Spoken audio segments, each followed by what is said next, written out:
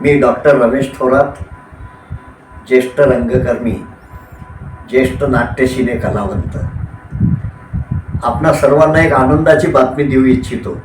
येत्या 23 तारखेला आमचे नाट्यकर्मी मित्र, ज्यांनी नाटकात भरपूर कामं केली आहेत, असे प्रशांत मानकर आणि सुनील शिरसाट हे एक मोठ्या धैर्याने एक चित्रपट घेऊन येत आहेत.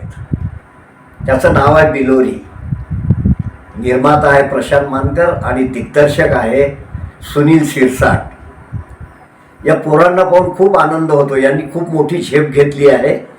त्या पोरांचा चित्रपट आपण सर्वांनी पाहावा.